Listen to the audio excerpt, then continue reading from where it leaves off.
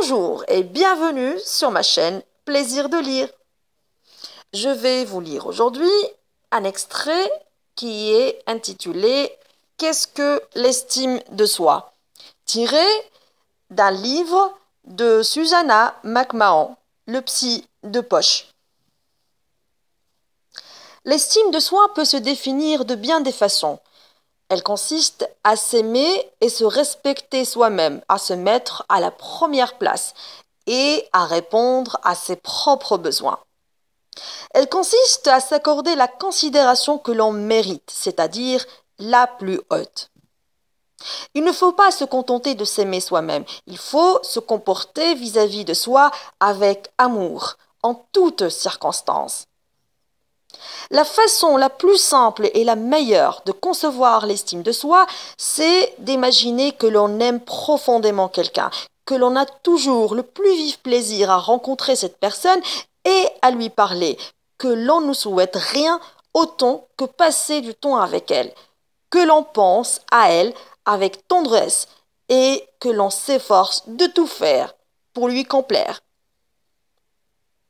Cette personne bien-aimée est la plus importante du monde à nos yeux et nous cherchons à tout faire pour qu'elle le sache.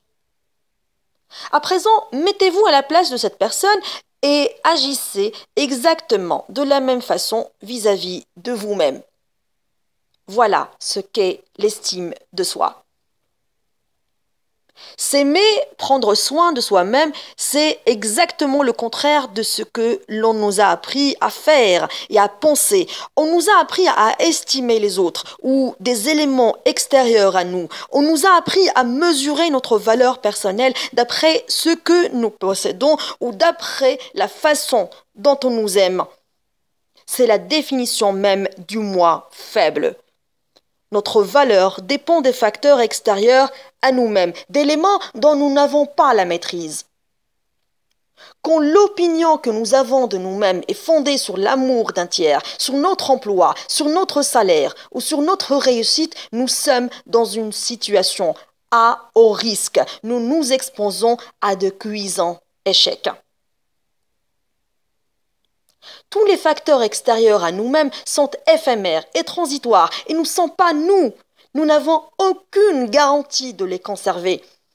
Par conséquent, si nous confions à des variables externes les sentiments que nous éprouvons vis-à-vis de nous-mêmes, si nous éprouvons de l'estime pour nous-mêmes à condition d'être aimés ou de bénéficier d'une bonne situation, que va-t-il nous arriver si ces circonstances changent, si notre couple se défait ou que nous nous retrouvons au chômage?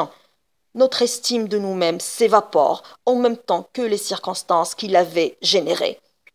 Nous nous sentons abandonnés, déprimés, dépouillés.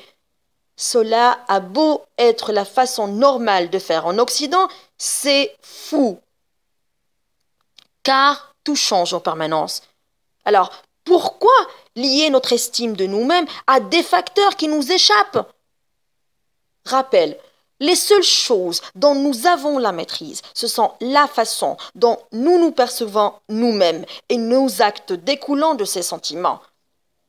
Si nous décidons de nous aimer et de nous traiter de façon attentionnée, si nous choisissons de cultiver l'estime de nous-mêmes, alors nous sommes maîtres de nous.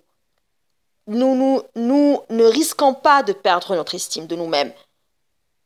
Le test suprême de notre estime de nous-mêmes, c'est quand tout s'effondre, quand ce monde de fous s'écroule et que nous perdons toutes les choses auxquelles nous accordons de la valeur.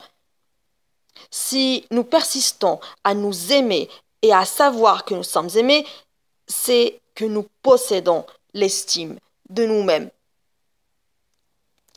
Pour cultiver l'estime de soi, il faut se traiter de la façon la plus douce, la plus attentive et la plus aimante au moment des souffrances ou des difficultés, tout comme l'on entourerait un ami qui traverse une mauvaise passe.